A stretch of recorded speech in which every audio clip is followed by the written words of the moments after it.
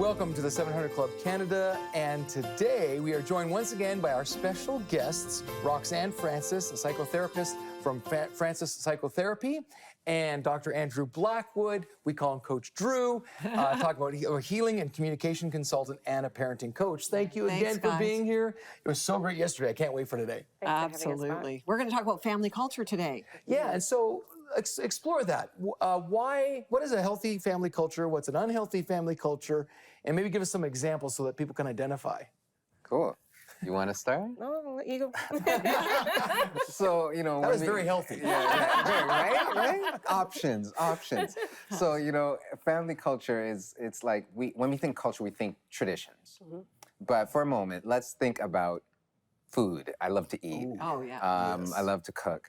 You can have chicken for dinner, but then you can flavor it with different seasonings, like curry, or you can have jerk chicken, or it's not so much just about the structure or the tradition, it's what's woven into it. Mm-hmm. That's what makes a family culture. Wow. So things like openness and honesty, care, things like what I think is really essential is being emotionally aware and not just making room for how you feel and doing that with great intention. Mm-hmm. So no matter what you're doing, no matter what you're cooking, there's going to be this woven into the family culture. So that's when I think about family culture, I think about those things that really inform and shape the soul. Almost like family values. Right. Yes. Right. How about you, Roxanne? I agree. Sometimes when people hear the phrase or the term family culture, they think of, where my family's from, right? And of course, that's important. Right. But it's really, I think, about how we do family, right? Okay. How we communicate, how we resolve conflict, how we embody faith, how we encourage nuances and conversation and difference of opinion, right? Because all of those things shape the brains and the lives of children as they're growing up, and it helps them in their resiliency as they grow into adolescence and adulthood. Right. Man, so many things are going off in my mind right now. Like, what are some of the values in my family culture? I would say fun was a value in our family. Like, we like to do stuff together. We like to laugh together. And maybe it was part of our way of avoiding some things, but, it was a high and is a high value to us. What about you, Bill? Well, I think you've touched on something for me, because we often define culture as something that just happens to us. I was born here. This is culture, something. What you're talking about is intentionally creating a value system. And that's so empowering, because if you don't like the culture you inherited, you see, you're witnessing, you can actually intentionally do something about that. So, so how do you coach parents on that? How can they intentionally, or grandparents, change the culture, the value system? One of the things I think about is the reality that we tend to repeat what was done in generations before, even if we don't like it, even if we hated it growing up, we find ourselves doing that. And that's by virtue of the family culture. Right. So you get to be intentional to change that. I talk about a family thermostat. Yeah, there's this feel of what's familiar, right? Familiar doesn't mean good. Right? There's this saying that, familiarity breeds contempt, but familiarity also breeds comfort. So this is what you know because you've been around it so long. So what's important is you get to accept, okay, this is where I've come from, but this is not who I want to be. This is not how I want to be. Right. So you decide, what is it that you want? To your point, family values. I want us to be caring. I want us to be honest. I want us to be warm. And, I talk a lot about healthy and healing communication. And one of the most important things that I help parents to do is actually learn the language of the heart, which is emotions. Right. We communicate with our emotions, but we don't always communicate with an awareness by literally labeling them by saying, you know what, I'm feeling a little down today, or I'm feeling a little discouraged, or I'm feeling excited, I'm ecstatic.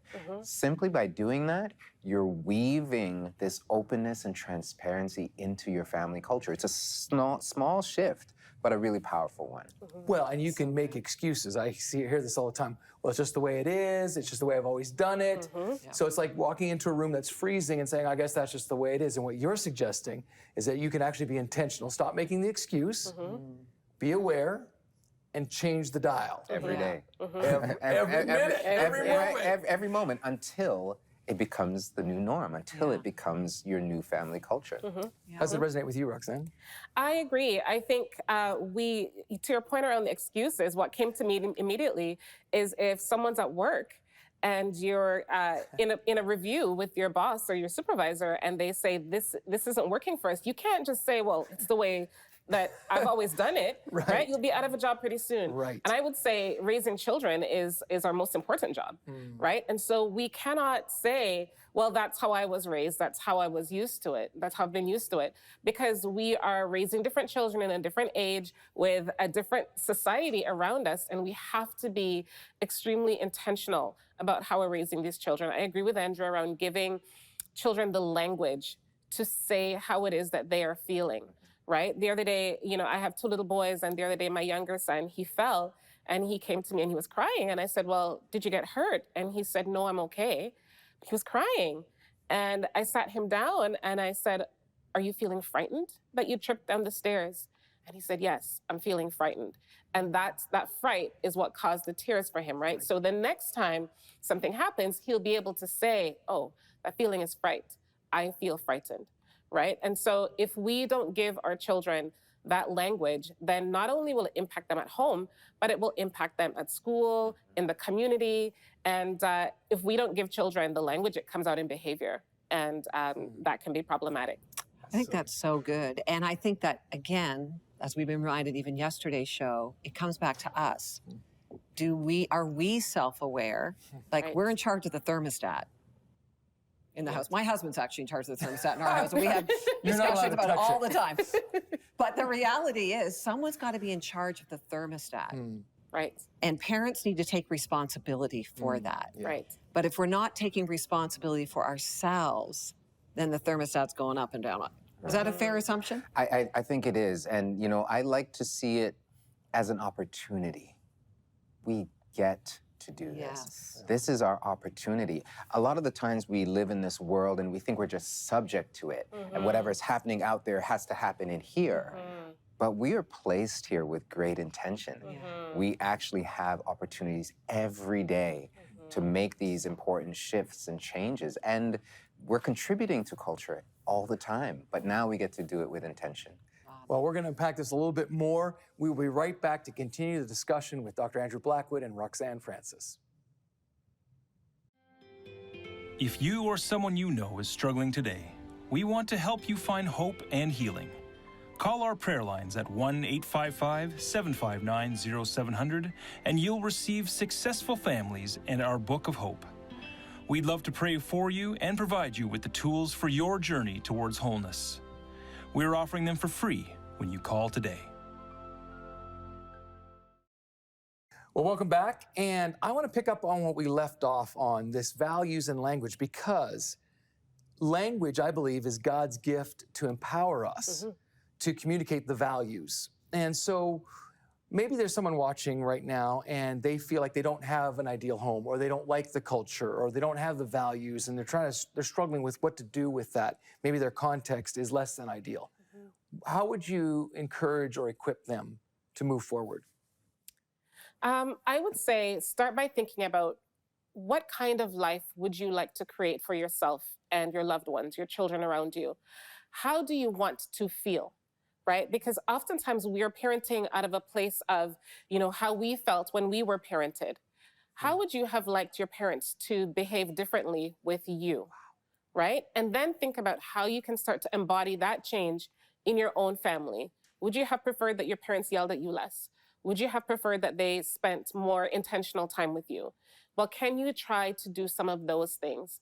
And then if you happen to have a close friend or relative or a mentor that you look up to who is doing some of that very well, have a one-on-one with them and say, how do you manage to have all that patience with your children, Yeah. right? And they So might be good. able to say, well, when I get home from work, the first thing I do is I sit and have a cup of tea so I can let the day drain away. So I'm not, giving that all of that to my children. And so start to pick up on some of those tips if that's something that's available to you. But don't think that all is lost, because you can make some of that change. Yeah, that's so good. Is there unique challenges with single parent families and even blended families in regards to setting a family culture? Yeah, certainly. I think one of the most obvious things that come to mind about a single parent family is that there is less help. Right. You've got more to do. Like, you're doing double duty, Right. right? So, and I've watched single parents just amaze me because they do it, Yeah. right? They do it and they get through it. And I think for blended families, you have now multiple sets of family culture coming together, and every child is different. So you have layers to think through, but I think the reality that every challenge is at the same time an opportunity. It's like a double-sided coin. Yes. And one of the things that I've found for me personally and all the parents that I work with is when we acknowledge that we're not perfect and we don't know it all, then we can actually harness that reality, that awareness, because there's part of us that says, I didn't get it right.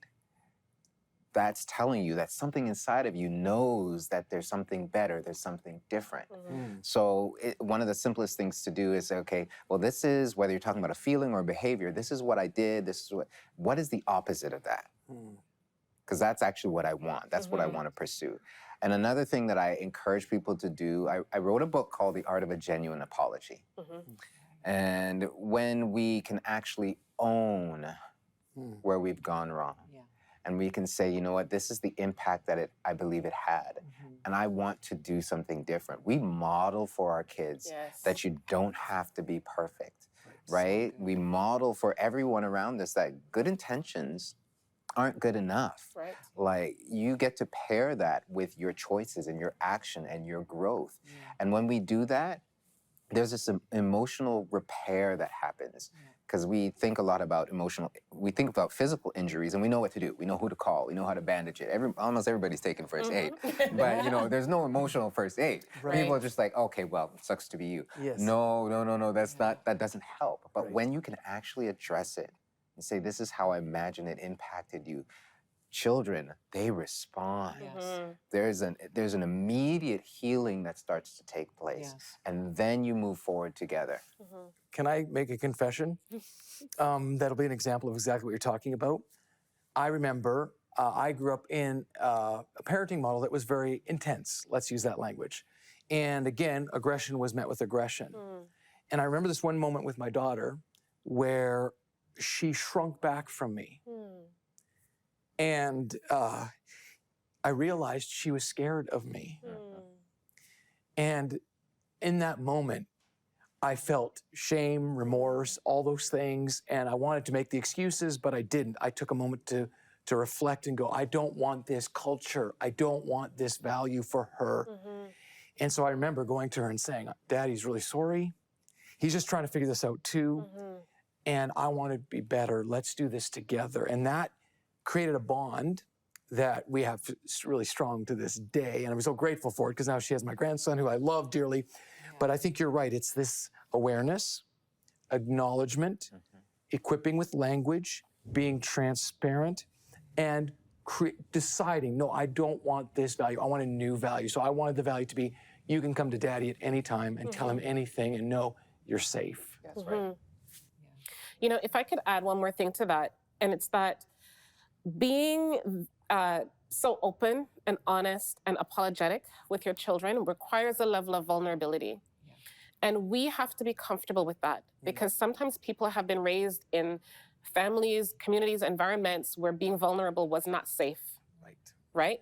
So we as adults now have to cultivate relationships around people where it can be safe for us to be vulnerable, and then we can start to practice that in our families with our children.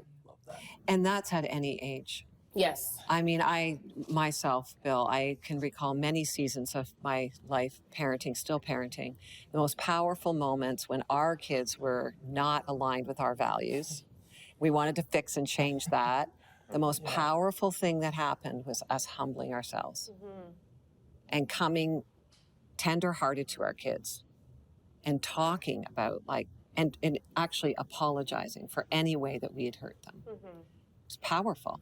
And I believe God used that not only in our lives, but our kids' lives to, bring such a beauty in the relationship. Well, and I think that also opens the door to work together. Yes. To create a value system that we all share, not just that I enforce or impose.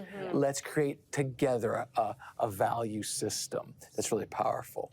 We're going to have more of this conversation, but now Mike discovers God's power to heal PTSD. Watch this.